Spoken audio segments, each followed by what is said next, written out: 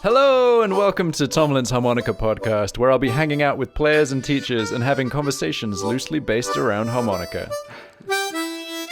This week's guest can only be described as a Renaissance man. He's carried out neuroscience research about musicians, worked with Barclays as a design director, and started his own product design consultancy. All of this, plus he's a world-renowned harmonica player and excellent teacher. He is Lee Sankey. Welcome to the show, Lee. How are you doing today? Very good, Tomlin.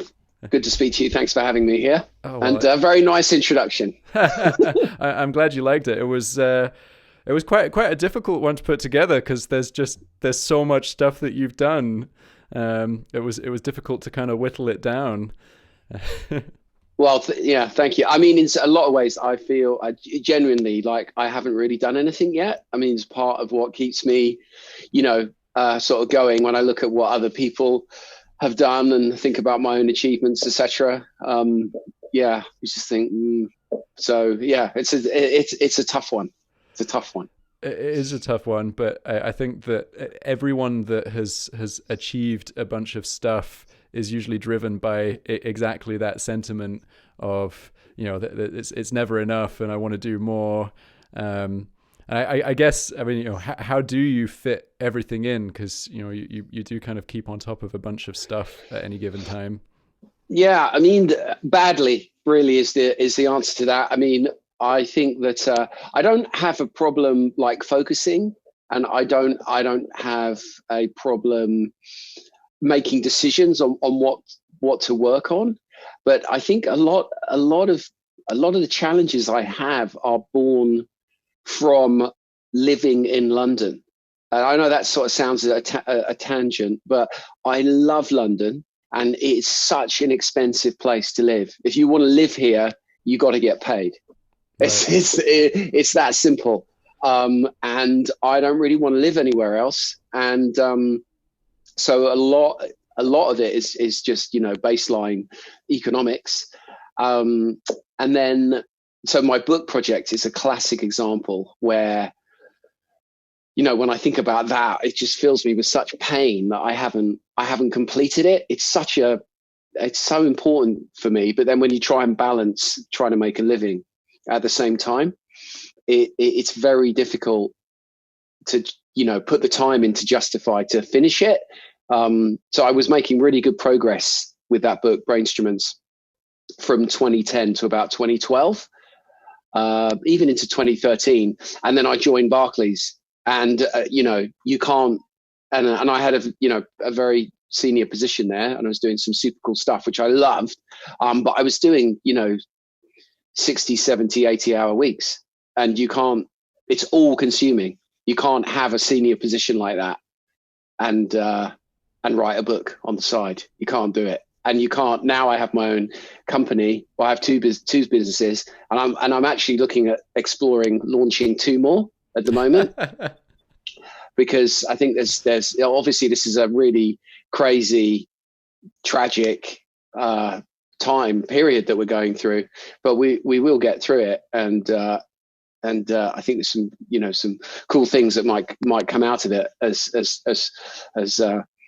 tragic as that may seem now. And but then I'm thinking, why am I trying to do these other projects, when I don't post that much to YouTube? I've got loads of courses that I could write, and how long it takes to write good content. Anyone can sling a video up on the Blue Scale, or here's how to play a song, and there's a space for that, and those videos perform a lot of useful functions. But if you want to write a proper course that's structured, that has a trajectory, it takes a long time, a lot of effort. It's not trivial. And so I'm thinking, there's all these things that I could be doing. So that's a very long way of saying that I don't watch too much TV. And so I work a lot, but also I spend a lot of time like not getting divorced, spending time with my wife, who I love dearly, and spending time with her, and keeping fit, looking after myself, those kind of things. So in between all of that, it is difficult, and I don't by any stretch of the imagination get it right. Oh man, there's so much to talk about on this trajectory, because I feel the pain of all these ideas and all these things that you want to execute, and the desire to do them well. I think it would be super easy to start a bunch of things and not see them through, but wanting to kind of see it to its logical conclusion. And I read a book towards the end of last year which completely blew my mind, called Essentialism. And basically it kind of took me out of this mode of, starting a new business every week, starting a new course, like just all these different projects. And it wasn't kind of making you stop everything and never do it all, but doing one thing at a time, and making that your entire focus. And so that kind of made me start 2020 in a completely different vein. And so I've completely focused on one set of courses. I'm building out a beginner's curriculum at the moment, which I'd never done before. Everything had kind of been a little bit more advanced than that. Not massively so, but not kind of day one. And that's been great, but then something like COVID happens, and my brain has gone into hyperdrive, as I think your brain's probably gone into hyperdrive with all these new ideas, like starting this podcast. And it's kind of thrown me a little bit, and I'm trying to settle down and refocus. Are you experiencing quarantine brain? Quarantine brain, yeah. As I think people are gonna go through so many different emotions in this period, and we're only just beginning. I don't. There's no right or wrong, reaction to what's happening. People, I guess, will go from, despair to, elation on the same day. It's going to be a roller coaster. I think it's been particularly hard for, people whose businesses have been directly and quickly affected by this, musicians included, but hotels, bars, etc. My main business has been impacted by it, but I think I guess you can try and be optimistic and maintain your energy levels. And it's fine if people want to hang out, play PlayStation 4, read books. There's no right or wrong answer, to this. I've been trying to use the time creatively. So if that's my quarantine brain, but I think different people will have, different versions of it. But I think, you've done an amazing job, Tom, in building the business that you have, and that's taken a lot of focus. You managed to do it so consistently. I think that's the big thing. Where talking about essentialism and that sort of focus, I think if you really, because I the stuff that I do on YouTube and Vimeo is in a way is a business, but it's not a subscription business. I go for long periods of not posting any content, whereas you're doing so much more with it.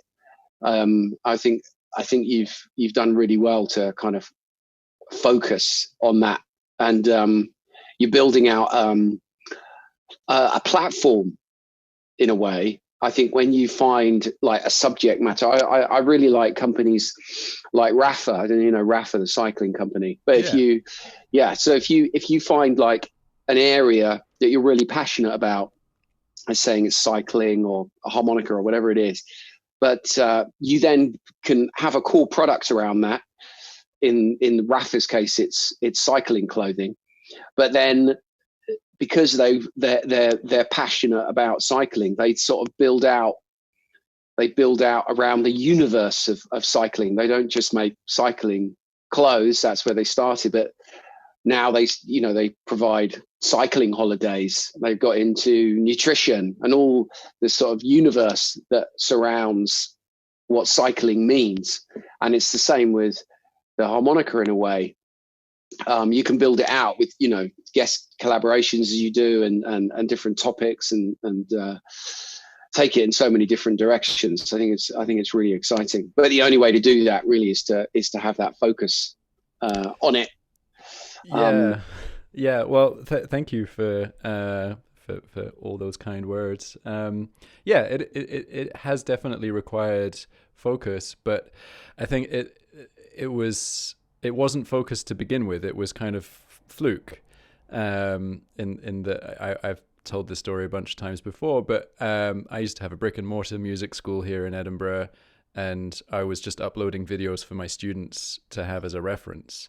Right. And it was only kind of organically starting to get a bit of traction on YouTube that I then thought, wow, this is so cool and so big, that if I did focus on it, then maybe it would go somewhere.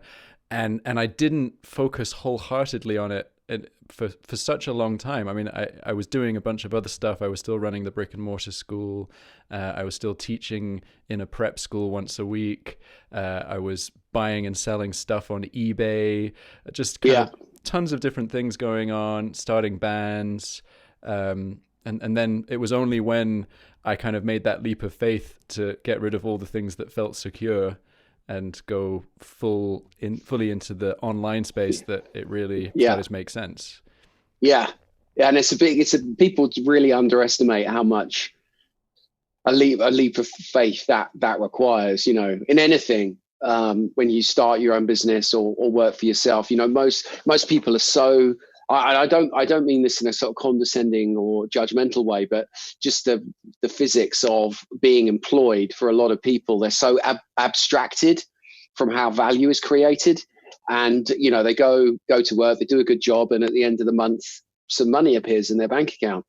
But as soon as you run your own business, you're very much connected to how wealth is created or not. And most people don't experience that. I mean, one of my favorite things with my main business, the innovation consultancy, is winning projects. It's such a buzz when you go out and you pitch, and then someone entrusts you to work with you and give you money to come up with new ideas, new products, solve the problem, and winning that trust and delivering on it is almost as good fun as doing the work. And similarly, in a smaller way, I guess for me, I always get a huge buzz when someone buys one of my courses. Because people are, I've put something out there and so on. And yes, you can put up YouTube content, but will someone buy one of your courses? And I'm always, when I check my stats, if someone's bought a course, it's not just like, oh yeah, there's some cash. It's not really about that. It's about someone is believed enough in what you are doing. It's almost like a signifier.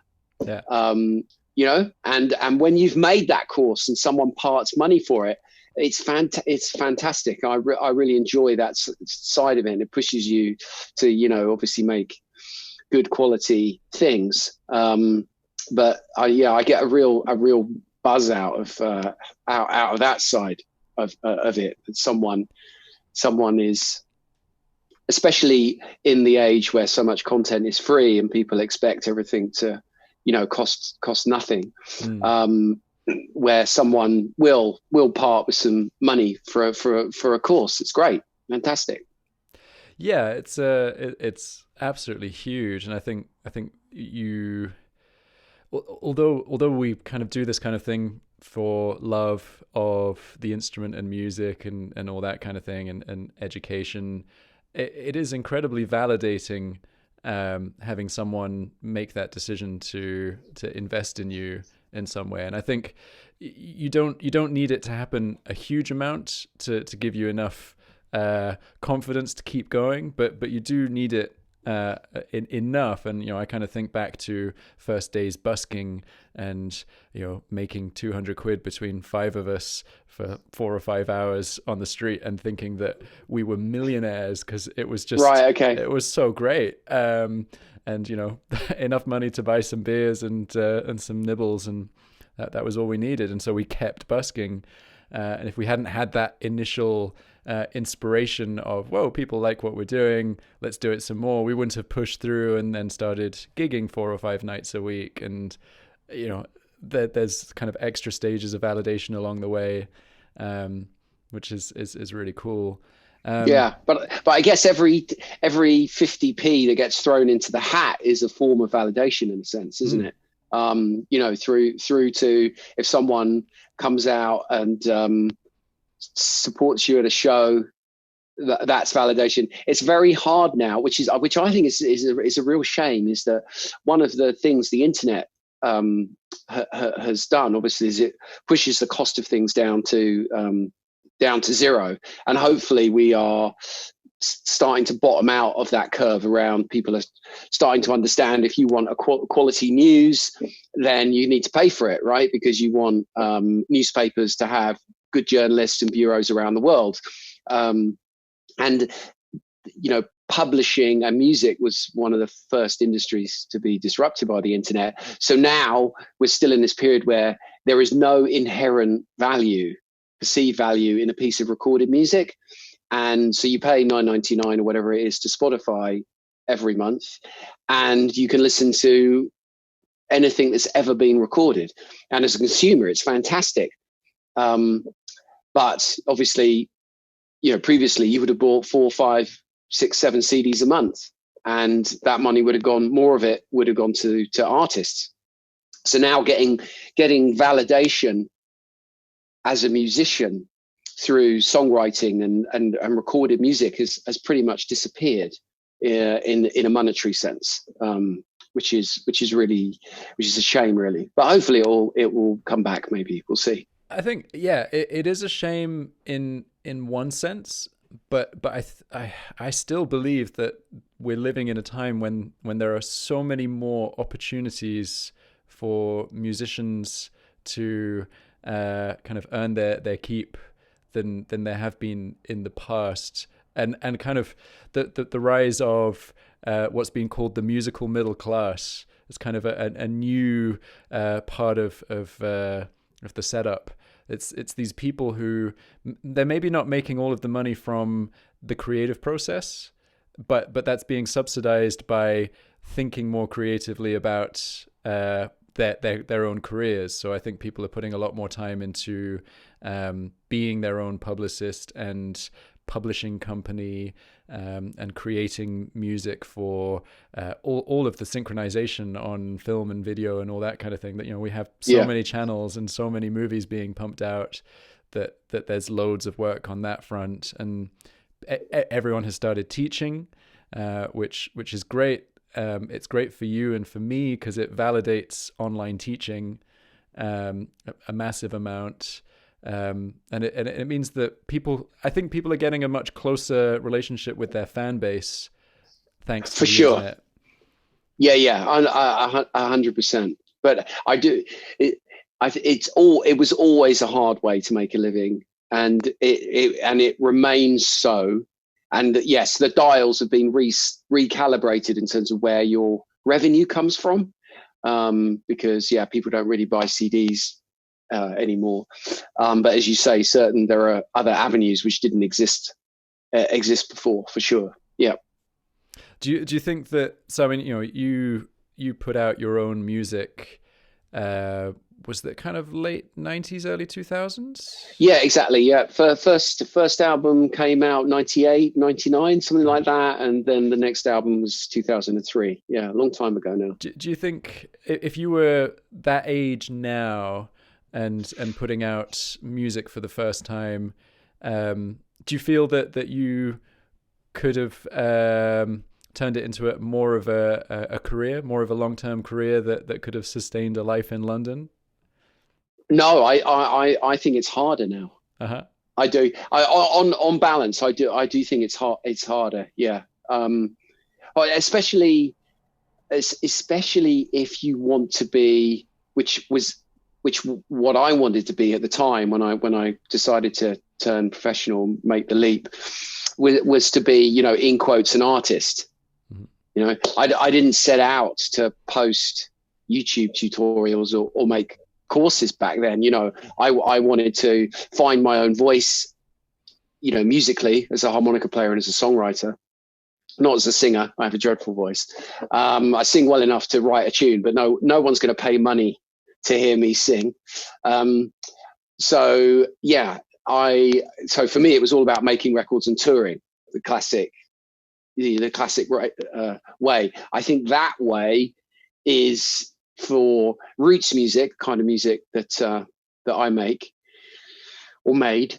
Is much harder. All the friends I know who are still on the scene, it's really difficult because venues are shutting, art subsidies, grants are not there, and I think although there's more and more channels and opportunities because of the internet, there's so much more noise to cut through. There's just so much content, so much music out there, and there's so much mediocre music out there, and you have to sort of cut your way through it. So what was hard for me in making an album when I was 25 was the recording costs and, you know, getting it pressed and distributed.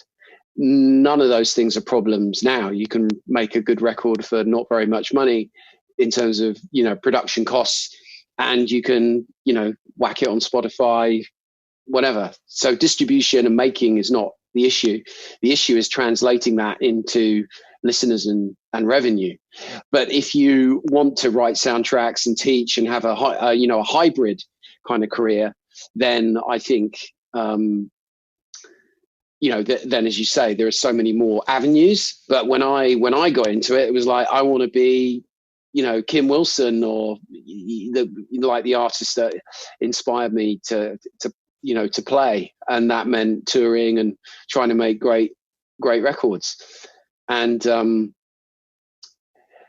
I think now that would be really easy in terms of putting the music out, but would anyone hear it? And I saw a massive difference when I think back about, you know, the time when I was a musician, and then I haven't done a gig under my own band since 2004.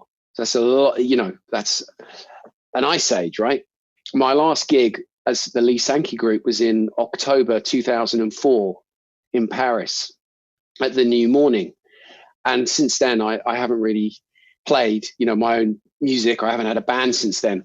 And if I think just going up to that point, how much the music scene changed from 1998 to 2004. You know, when my first album came out, I could sell it through, you know, I would just go up to Tower Records and up to Virgin in Oxford Street, and they would take copies from me, and they were selling so many that led me to get a distribution deal, you know, and that record sold much better than I expected. And that's when I turned pro.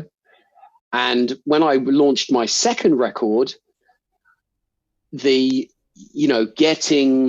it played, or just seeing how the internet was already changing behavior was really different just in those few years. And like now, it would just be totally different. It would all be about Instagram.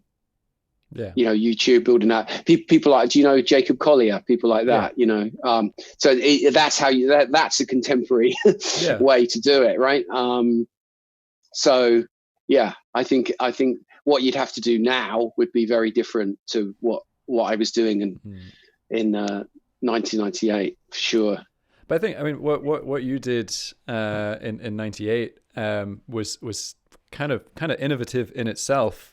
Because not a lot of musicians put together a recording and kind of sort out trying to get a distribution deal themselves. You know, a lot of people I mean, maybe it was starting to tail off by then, but I think a lot of people were trying to rely on trying to get record contracts and some kind of support.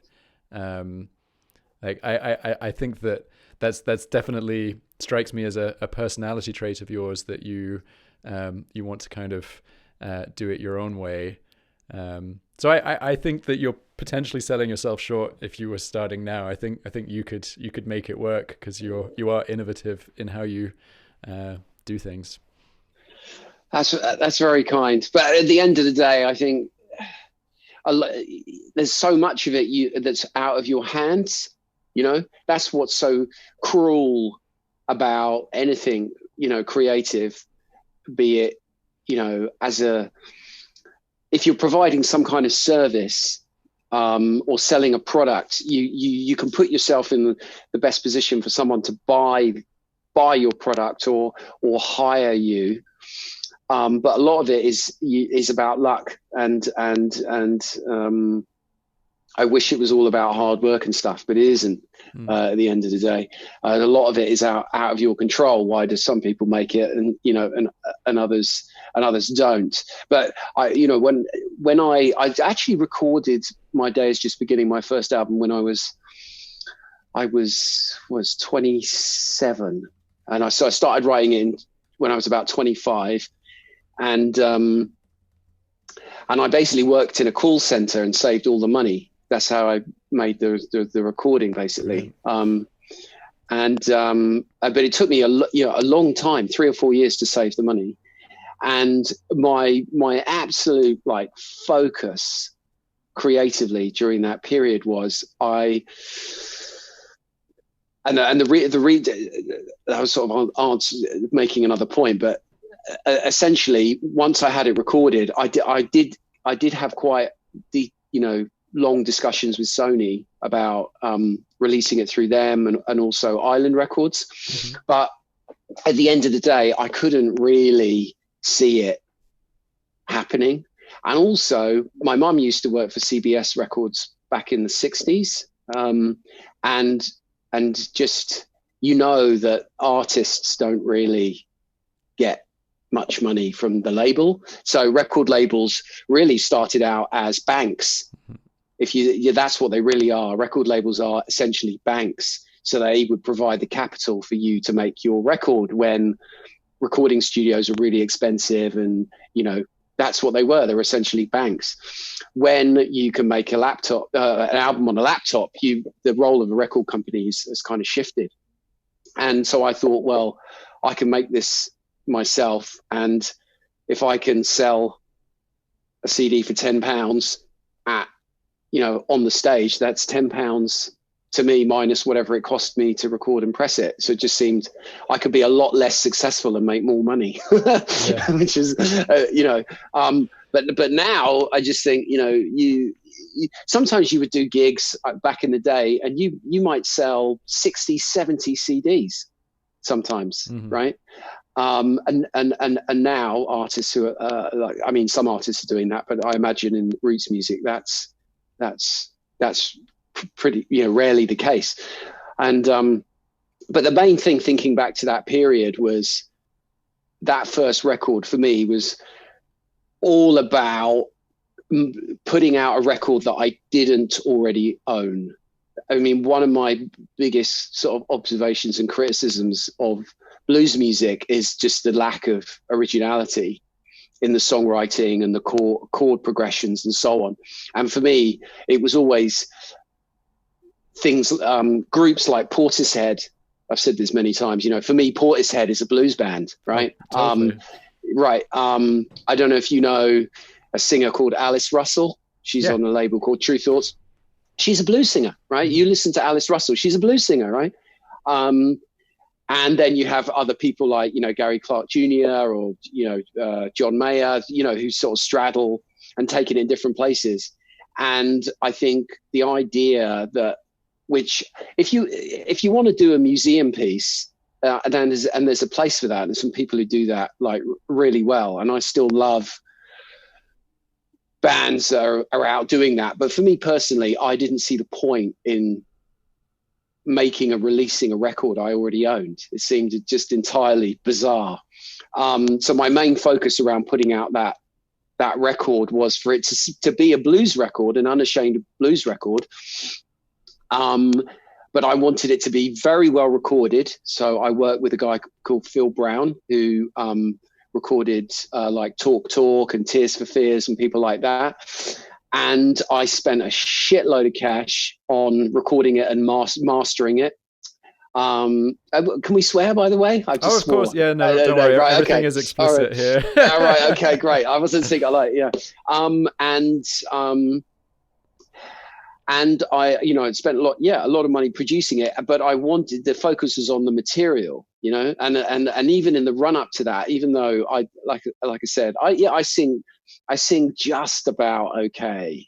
And I can sing, I sound like Ray Charles in my head, but obviously it sounds terrible. But I knew the average listener doesn't listen to the harmonica solo, right? If you want to make a great record and a great song, as opposed to a record for harp players, most people listening are not going to be they're not interested in tongue blocking or overblow. They're just interested in the song and the idea.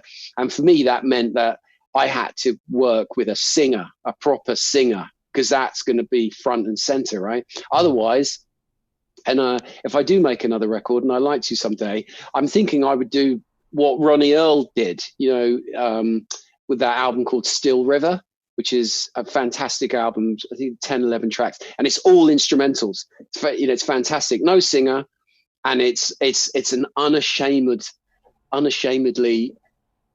blues guitar album. And it's not like, here's 2 bars of average vocals and let's get them out of the way, and then I can play my harmonica. And I didn't want my first record, to be like that. And that was my main sort of creative focus. Which is really unusual for anyone doing their first record as an instrumentalist. Because I mean, the classic thing is to kind of come out and try and do a showcase of your chops.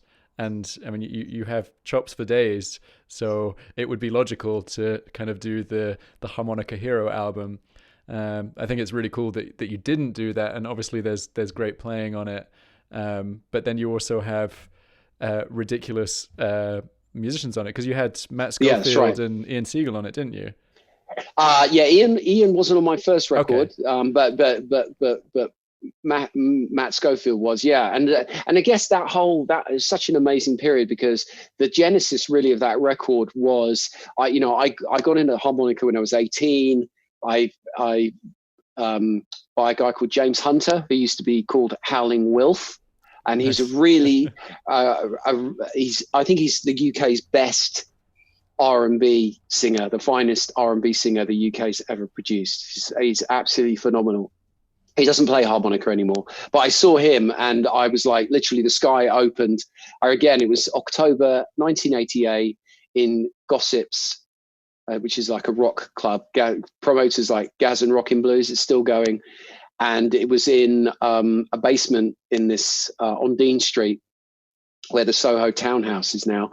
And I started getting into harmonica, but I'd never thought about playing it. But when I saw someone playing it live, with a bullet mic and that whole amplified sound, I was like, wow. And I went and bought one the next day. And then by coincidence, not by coincidence, it just kind of happened. I'd started going to see his gigs, and he was playing the 100 Club. And then one evening, Paul Lamb was on the bill. And then I saw Paul, and Paul is like an out and out harp player. So then I started following Paul around. Paul and I became good friends, and he taught me so much. But one of the things that I realized watching Paul is that Paul just played harp. He had a fantastic singer, whoever it was at the time. He didn't compromise on the vocals. And through that same period, I started going to the Station Tavern, which is where Paul and other, Big Joe Louis, Steve Weston, all these guys were playing this pub called the Station Tavern. And then around the same period, there was this pub in North London called the Weavers, which ran easily the best jam session of the period in London. So people, American acts would come and play there. The house band was a touring band. It was a very, very, very good band. But I remember after a period of time, just everything, the lack of songwriting really started to come across. And so out of that period of the Weavers, that's what really drove home that I wanted to have my own sound and my own voice and have my own material. And then when I met Matt, the Weavers, he was only like 16 and a half or 17 at the time, but you could see the potential, and he was able to. So I was playing guitar at that point, so I started playing guitar a year after I started playing harmonica, and so I was able to sort of noodle riffs and so on, but Matthew was able to build and contribute so much more onto what I was doing, as did all the guys in the band, Jeff Walker on bass and David Migden on vocals. So I was very, very lucky to be working with those guys, and it all just sort of clicked around that concept, and we wanted to do something different. And all those guys, I did at one point have Ian Siegel and Matt Schofield in my band, and a 5-piece horn section, and that was a killer outfit. It's a shame there's no YouTube footage of that lineup, because that we would go up against anyone. That was a very special band. That's absolutely insane. I think when you're talking about kind of luck in the music industry, to me, that kind of luck is the real luck. It's the happening to be in a scene where you happen to make those connections with those people. Paul Lamb takes you under his wing, like just those kind of very chance things that come together. If you hadn't seen James Hunter playing, then you wouldn't have rushed out to buy a harmonica. Like all this stuff had to come together, which is kind of nuts. It's fine lines, and I only went to see that James Hunter gig because a girl at college mentioned it, because I started listening to harmonica. I started got into the blues. Literally, how embarrassing is this, right? I got into blues because of a Levi's advert on TV, right? There was a Levi's track, which was, I think, one of the first. Levi's went through a very cool period in the sort of late 80s. They had these iconic adverts with soundtracks from the Smiths and all different things around 85, 86, 87. And one of them was where this guy walks into a laundrette, okay? And it had Muddy Waters' Mannish Boy was the soundtrack. Nice. And I remember hearing that, just going, wow, what is that? And of course, my mum and dad had loads of blues records at home, but of course you don't listen to your mum and dad's music, do you? I was listening to Africa Bombata and Herbie Hancock Rocket and the Smiths and other stuff like that. So I was like, what's that? And then it turns out, my mum had loads of Paul Butterfield records, loads of Lightning Hopkins records, but I never asked her because she's my mum, and my mum's not going to listen to cool music. And when I started listening to it, it was the harmonica that really stood out for me in the instrumentation rather than the piano or the guitar. It was the harmonica that spoke to me. And then, this girl just knew that I'd started listening to blues and that I liked the harmonica, and just said, oh, yeah, I saw a band the other night. You should go and check them out. They got a harmonica player. And 9 times out of 10, you don't go, do you? No. If someone says to you, hey, I saw a great film the other day, or I read this great book, right? 9 out of 10, you go, yeah. But I actually went. And the fact that I went changed my life, 100%. I was on one particular vector, and that took me onto another vector, because that's the important thing, I think, why live music is so important, and also why live workshops and live educational experiences are so important, because I had listened to loads of blues harmonica at that point, right, on tapes, right, and it didn't cross my mind to play, because I had a very bad experience of music at school. You know, when I was at school, music was all about classical music. It's not like today where, you know, if you go and do music today, they'll teach you rock and they'll teach you, right. It was very snobby and inaccessible, and it was all around classical music. And I didn't like classical music then. I don't like classical music now. So I didn't get into it. But so it never crossed my mind to play an instrument. But when you see someone actually doing it, it can light a candle. It's the same with the guitar, right? I saw B.B. King play in Hammersmith Apollo, I think in 89. And I saw him play, and I was like, that is just the coolest thing ever. And of course, I'd heard loads of guitar before, but it's that thing, that thing about seeing it live. And I also remember one of the like big impactful moments for me with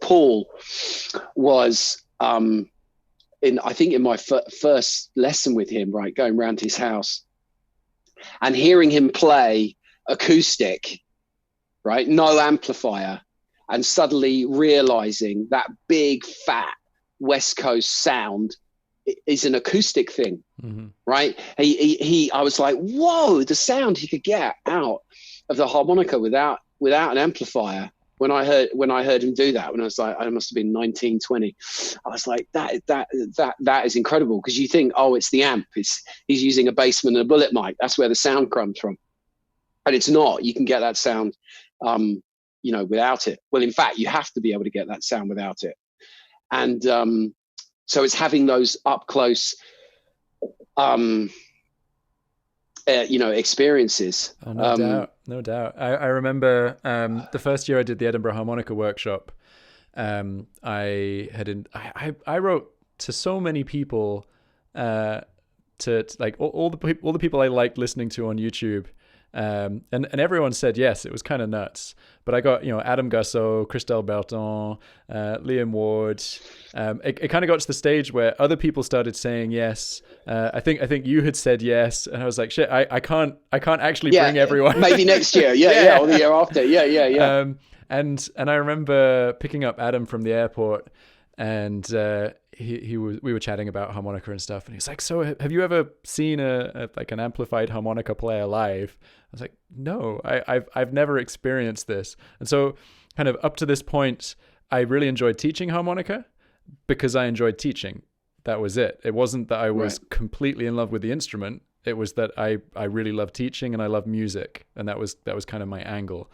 And then I see Adam on stage that night, and I was like, oh shit, this is too cool. Like that sound, that big, you know, he had a teeny tiny valve amp, but you know, this big dirty amplified harmonica sound, and then Christelle and Liam.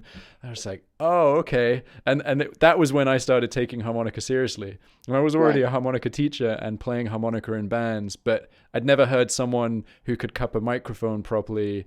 I'd never heard all of that and that tone kind of in person, and kind of felt my trousers flapping with the volume and all that kind of thing. It's it's great. Totally different. I'm gonna ask you a little bit about that kind of fateful moment when you started playing the harmonica, and you played it the wrong way around. You picked it up and did your own thing once again. What's up with that? Well, I may have, I don't, you know, this is just supposition, but I may have very, very mild synesthesia. So when I put my belt on, like in the opposite direction, when I look at a piano, the notes are the wrong way round. So I'm just wired, you know, in a different way. So when I picked up the harmonica, it's not, I honestly didn't realize there were numbers on it. Right. I mean, I just had it in my mouth so much, you know, and I just picked it up I didn't have any lessons. There wasn't YouTube, obviously, and I was just figuring it out myself. And so I didn't know what cross position was, or I didn't have any music theory. So I would literally just put on records and work my way through, like, why does that work? Why does that not work? And it was all by ear. And so it wasn't intentional. It was just the harmonica made sense to me that way. And I'd been playing for about 6 months until someone told me I was playing the wrong way round. And I thought, I was like, oh, am I? Oh, okay, I'm doing it wrong. But it didn't. I tried it the other way, and it just seemed totally alien to me. So if I sit at a keyboard, the low notes would be at my right. Mm-hmm. That's how. So it wasn't intentional. But I think as learning like that, as you had to then, I think has real advantages in some ways compared to the way people learn now. I think you and I've chatted a little bit about this before, but people like you and I, in a way, are contributing to a problem in that we make it too easy for people. No doubt. And so people listening to this who are sort of really serious about progressing their level, whether they want to become pro or not, it's not about, even if it's a hobby, if you just want to progress and get better at it, there's that one. If I wanted to find something out about harmonica playing, I had to get on a night bus, right, and travel. I had to make a big effort, to go and speak to someone, and I had to befriend someone, and I needed someone to take me under their wing and all that kind of stuff. I didn't just do a Google search. I really had to want to find out, and then. It's great that all this information is out there, but the downside is people don't learn to use their ears, and people don't build the mental machinery around working stuff out themselves. I learned to play Duke and all these things, not because I watched a tutorial on it. Okay, I would have learned it much quicker, but would my ears be as good? Would my musical brain be as strong as it is had I had it all laid out for me? Probably not. That's why I don't provide tabs in a lot of the stuff that I do. I try and explain it. So there's a balancing act. I mean, I don't know how you feel about this, Tomlin, but it's a difficult balancing act, because you want to teach someone and lay it all out for them and have really clear explanations. But the downside of that is people are not having to spend hours rewinding a CD player going, what was that phrase? What was that phrase? What was that phrase? Do you see what I mean? I do. And there's a trade-off there. There is. It's really difficult, because I struggle with this all the time. Trying to explain to students who do have it all laid out to them just how much time they need to spend on one thing. Because if you can see the entire roadmap laid out for you, there's this temptation to just skip through it, and especially if there's maybe a not so much of a technical barrier, but there's a musical barrier. So people will skip through because they think they can play it because they have the technical ability to play it, but they haven't really internalized. To me, it comes down to at the beginning, listening to a 12-bar blues for 1,000 hours and going so deep on that thing that gets really dull and repetitive, but then it starts getting interesting again because you've done it so much and it's so ingrained that you can then mess around with it. Yeah. But then the other side is how many people get put off because of the barrier to entry. Because I think it's a personality type. I'm an incredibly obsessive person. I love learning stuff. I feel that if I have a superpower, it's learning. It's not, I'm not an amazing harmonica player. I'm not an amazing guitarist or any of the other stuff that I do, but I am good at learning quite quickly and going deep and getting obsessive.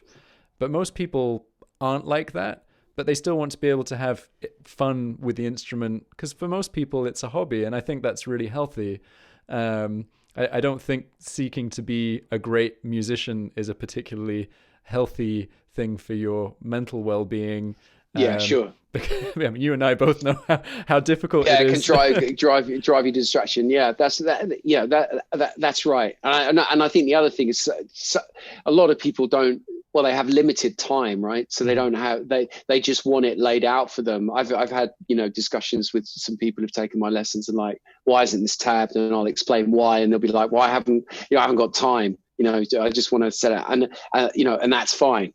I think it's just something to be cognizant of if you are playing and learning, whatever your ambitions, and you have this amazing resource around you that is the internet and YouTube, and the ability to interact with great players all over the world. That don't forget to use your ears. Yeah, it's the musicality, and I think I'm going to segue ever so slightly because I think this is a really good point to talk about the kind of mental modeling of instruments that you've done a lot of work on, because I think what you've described about going deep and trying to work it out yourself, that is the only way to create that mental representation of the instrument that is completely essential to actually have mastery over it. Do you want to just talk a little bit about Brainstruments? Because I think it's a fascinating project. Yeah, I mean, coming back to right at the top of the conversation, one of the things I'm sort of kicking around now is, do I use this time to actually try and finish the book and move it on? Do it. Yeah, but then I'm thinking, it's like I'll probably sell 10 copies and why I haven't been able to hook it all up. But that said, I am thinking about getting back onto it because it is such a cool idea, and I've had so much great input from so many amazing people. But essentially, in a nutshell, our experience of the world and objects is based on inputs from our senses. Okay. And so when we're interacting with something, we're not interacting with that object. We're interacting with our brain's mental model of that thing or the world, right? So for instance, the easiest one, best known one, is your vision is put together at the back of your head. Yeah, you don't see with your eyes. You think you see with your eyes. You do not see with your eyes. The visual cortex is at the back of your head, and you see a lot more things, or your brain sees a lot more things than actually reaches your conscious.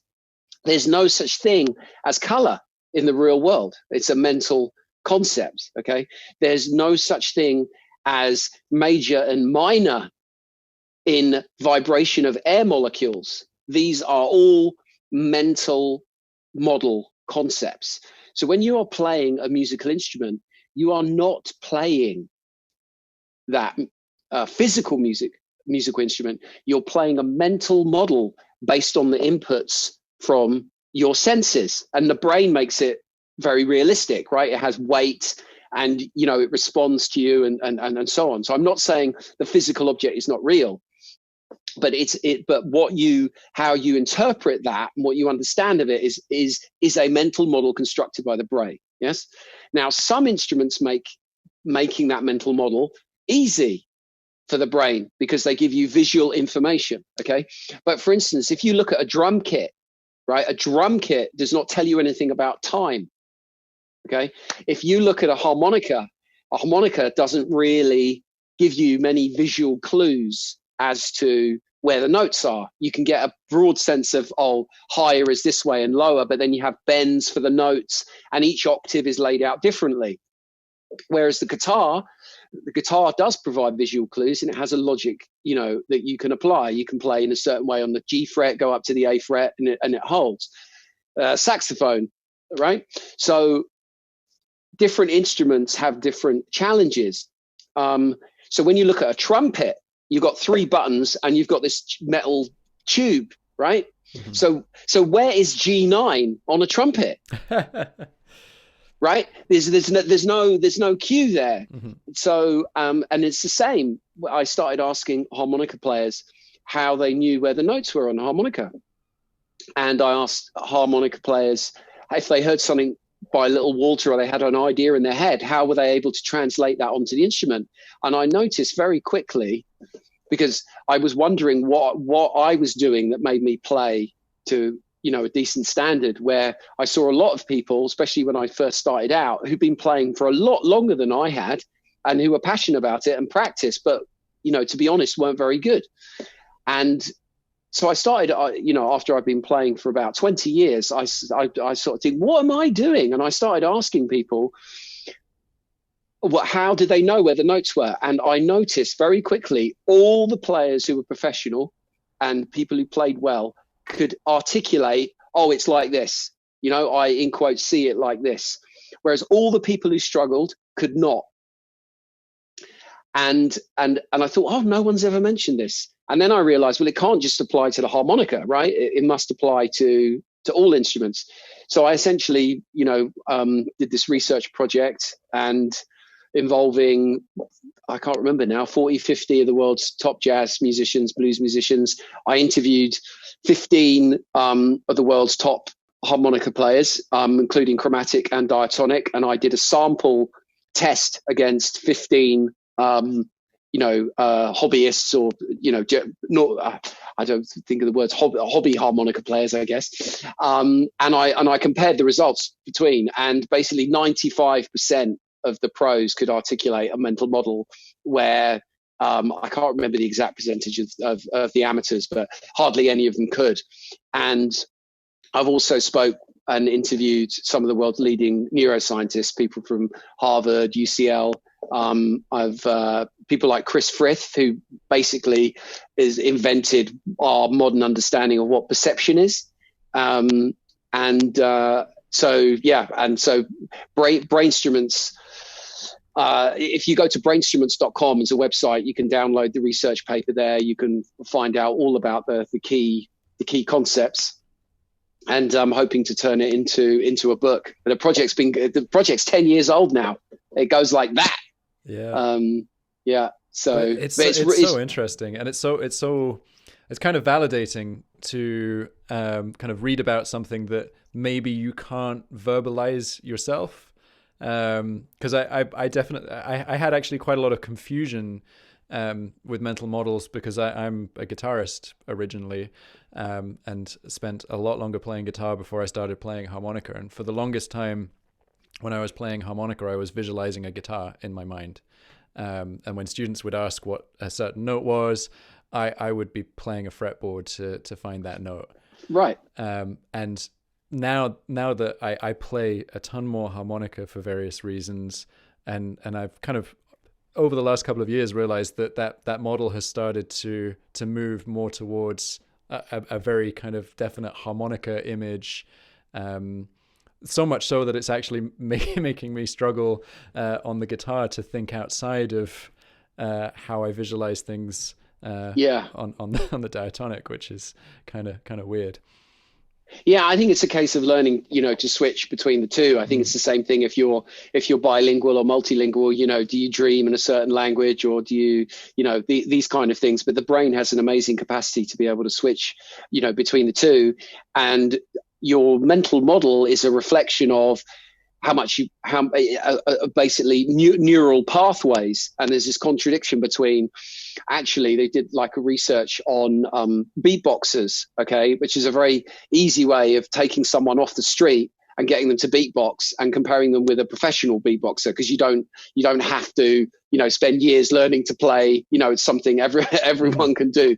And what they found was that there's this thing of cognitive efficiencies, and professional beatboxers, even though those neural pathways are really stronger, they actually were generating less electricity through them, because they were so well. So your mental model essentially, though, is a reflection of of practice and thinking about it. And that comes back to what we were talking about a moment ago about developing that mental machinery, including, your ears. The biggest thing people can do, okay, is in terms of building your brain instrument, there's no right or wrong answer. Okay. It's a very personal thing. I've spoken to, nearly all the top blues harmonica players in the world.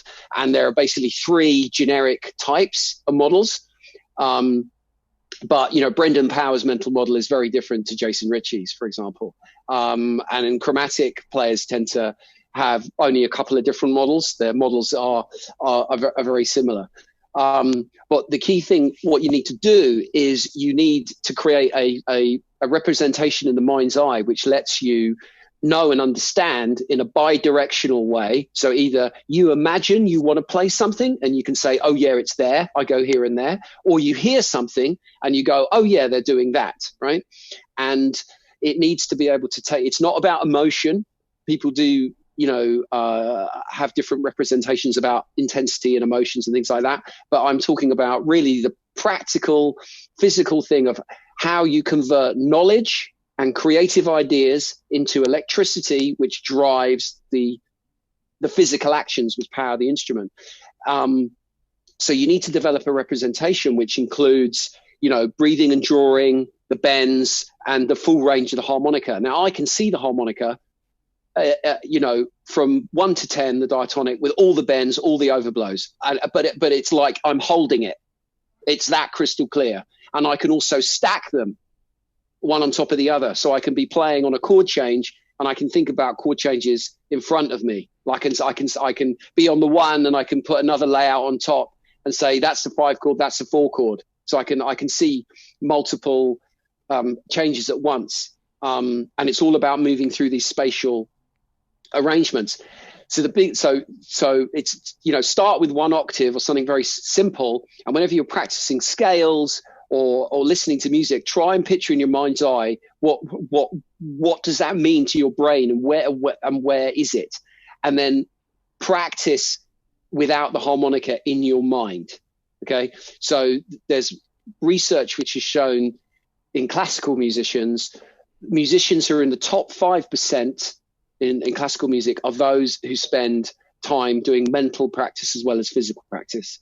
So if you practice away from the instrument, so if you imagine, let's take the on a C harmonica, the first position major scale, going from 4 to 7. Yeah, blow, draw, blow, draw, blow, draw, draw, blow. Yeah. Mm-hmm. Now I see that, okay, almost like a fence on its side in front of me. Okay, so I've got the blow 4 going away from me. Yeah. The draw 4 coming back to me, and I can see it in like a horizontal plane. Yeah. And then, so you imagine you got blow, draw, and then you move across, you go blow, draw. So you get like a teeth shape as you move across them. Yeah. So you've basically got 2 triangles up to the 6, blow, draw, blow, draw, blow, draw. And then you've got that kink. Then you've got a line going from the draw 6 to the draw 7. Mm-hmm. Okay. And then the blow 7. So I see it as, so if you take the harmonica away and just leave the line that you would draw between those points, okay, that is a very basic way of explaining what a brain instrument is. And you need to really have that. So now in my mind's eye, I can play major scale, I can hear it, I can feel it in my lips and my lungs, but I can see it, right? You hear it, see it, play it. That's the kind of mantra. And so I can play things like Duke in my head without the harmonica. And I can see every phrase. I can play it through when I'm listening to someone, on a CD or at a gig. Most of it, I can say, oh, right, they're doing that. Of course, there's some licks and things which are so fast. You can't get all of it. Right. But and when you're improvising, you're not really thinking because it's too fast. But the subconscious basically uses that brain instrument to let you execute, as I said, converting knowledge and ideas into electricity, muscle movements, that drive the physical instrument, whether you're a trumpet player, drummer, harmonica player, whatever. And if the brain doesn't have that clear mental model, then bad things happen. And I think for most harmonica players, their mental model, the lights go out from 6 above. Mm-hmm. You know, I'm definitely in that category. That's something that I've been working on a lot since we did the workshop together. Actually, I realized that was kind of the one thing that I felt really uncomfortable. If anyone was like, "So, why don't we go up and play higher?" It's like, please don't ask me to do that. Right. So that's something that I've been working on a lot, and it's kind of nuts, because it's almost like you have a crystal clear representation of the harmonica, and then there's a sort of shadowy area, and you can kind of just gradually start to add it in, and it gets clearer and clearer. That's it. That's exactly what you have to do. You have to go into the bits which are foggy and murky, and as you say, make them clearer. And also they obviously, notes mean different things in different keys, or when they have different chords, so the draw 2 in cross position is obviously the 1, but then if you're in cross position, that draw 2 root note becomes the 5th, right? So all the notes and what they do and how they function changes depending on the key that you're in, or the chord that is sitting behind that note at the time. So you also have to get into your head the idea of the roles that those notes play, and the meaning of the notes in tandem with this spatial layout. And you end up having, as a harmonica player, it'd be very different for instruments where you literally have to know what the notes are in order to play. So say the saxophone or the piano, but a harmonica, you can just pick different harps and play in different keys. So with an instrument like the harmonica, you need to build in different brain instruments for different positions, right? And so you have, a 1 to 10 version of first position, a 1 to 10 version of cross third, and so on, if you want to do fifth. Same for Power Bender or any of these other tunes. I mean, what's great about the Chromatic is at least it has some kind of replicable logic as you move up. Once you've learned one octave, it's rinse and repeat as you move up, right? But the Diatonic is such a it's such a flipping annoying thing that notes are hidden, and then you move up an octave and they're in a different place, and then some notes which are available in that octave are not available in this octave, and then you move up again, and it's all different. So it's like the reason why it's so important to have a brain instrument on the harmonica is not only is it not a visual instrument, it's in your mouth and you're not looking at something, and humans are visual creatures. It's also because there's no replicable logic between each octave. So it's like playing the piano, but each time you move down into a different octave, someone comes along and moves all the keys around. Right? Yeah. You have to. Each octave is its own creature, has its own personality, and then each harmonica key has its own character. You need a different approach to play cross harp on an F to playing cross harp on a G or a low F. Right? They're different sensibilities, and the reeds behave in a different way. So you can't tear into the harps in the same way, and they, playing an E flat in third position is completely different to playing a B flat harp in third position, for example. So there's all these things that you have to figure out into your mental model and your approach to get the best, out of the instrument. Otherwise, that's why so much harmonica sounds like, pardon the pun, but suck it and see. Yeah. And it doesn't have that in kind of intentionality. And I think over the last 10 years with help, from people such as yourself, the standard of harmonica playing is definitely improving 100%. There's some phenomenal players out there.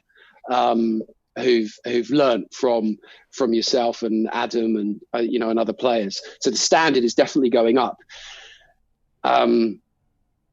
But brain instruments is super important, and the other bit which has occupied a lot of this discussion in a healthy way is the musicality and people trying to find their own voice. Definitely. Well, I was just going to say, you might correct me here, but I think that I would agree that working on the brain instrument is incredibly important. But if someone's just starting out, I think that it could appear quite overwhelming to think about the entire instrument in one position across 3 octaves and then another position, and they might think that they have to tackle all of that at once, when actually, well, certainly for me, when I think about any position, I think about how it relates to my foundational position, my second position. And, for example, when I think about my major playing, I've actually got a much stronger image of minor scales on the instrument. And so I think about how a major scale relates to a minor scale. So it's kind of always building on that foundational knowledge. It's not lots of separate knowledge that you have to learn separately. It's stuff that's additive. At least I think. Would you agree with that? Yeah, that's 100% correct. It is all about taking something foundation and building on it over time, rather than taking disparate or unconnected concepts and trying to construct something cohesive out of them.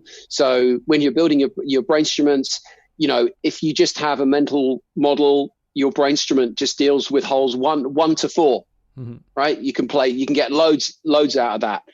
Then that's fine, and get that really clear.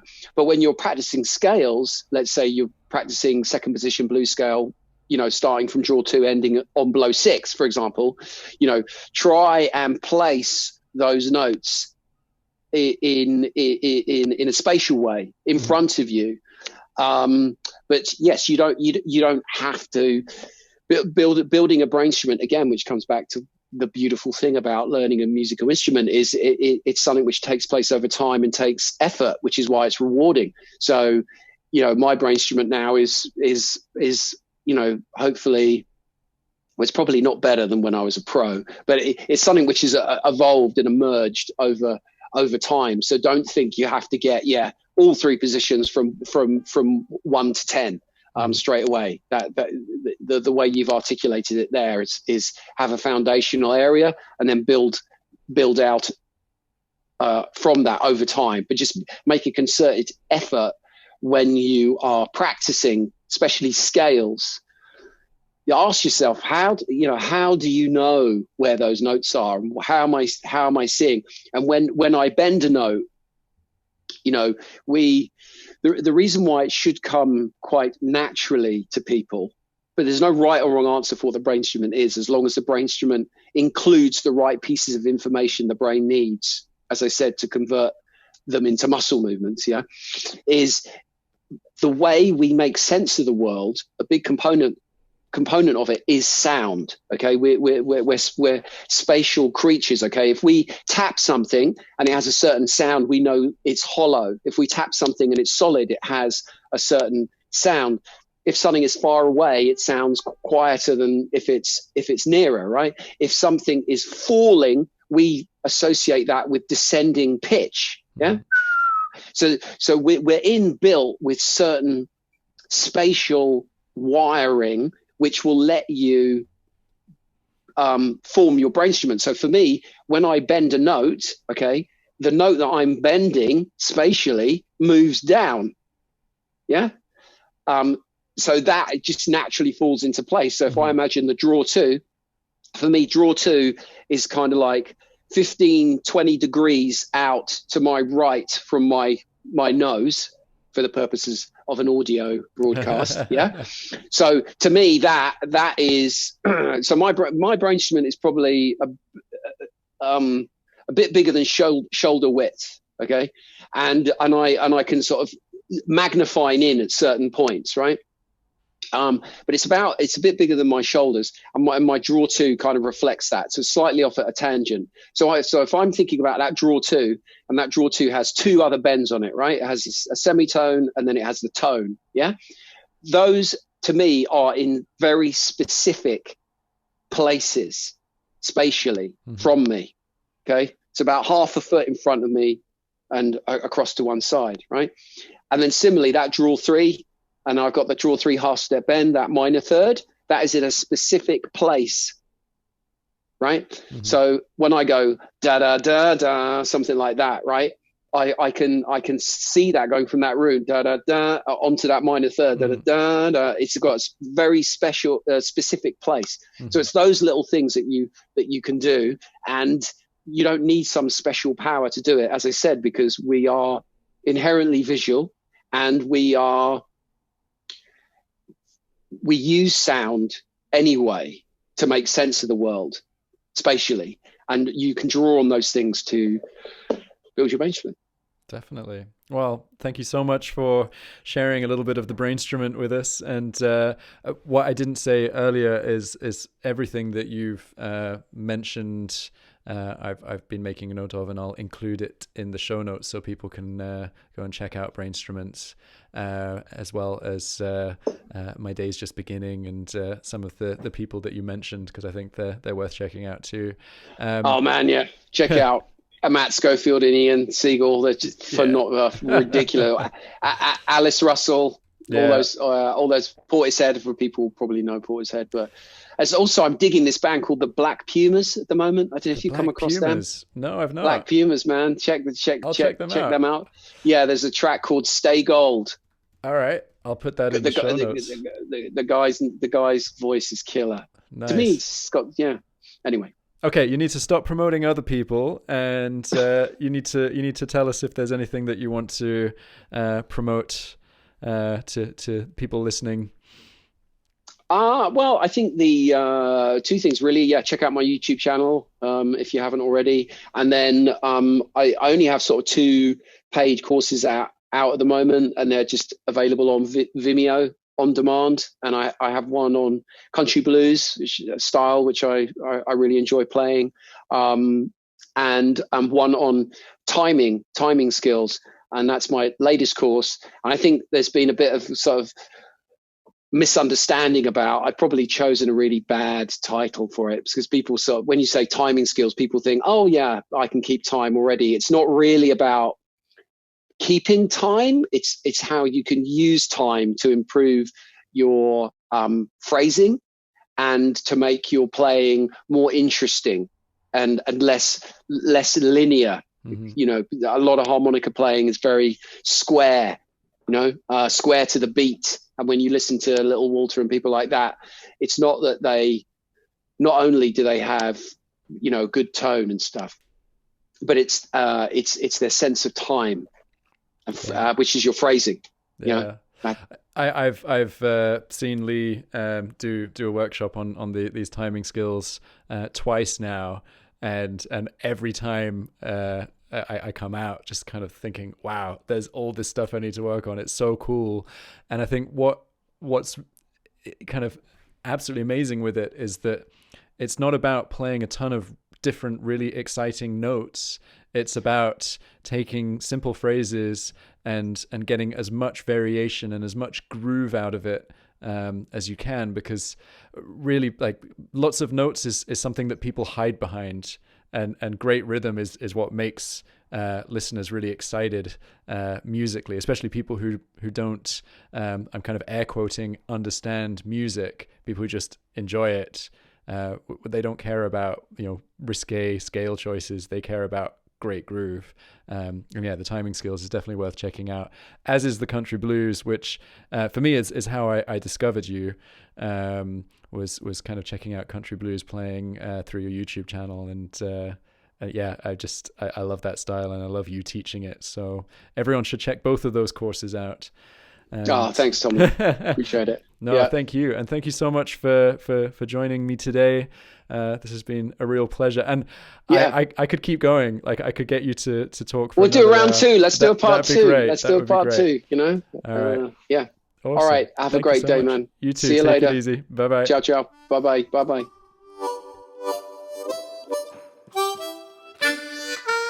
Thank you so much for listening to this episode of Tomlin's Harmonica podcast. Don't forget to subscribe and leave a rating and review on your podcast player of choice. Join me next Monday for the next episode. Happy harping!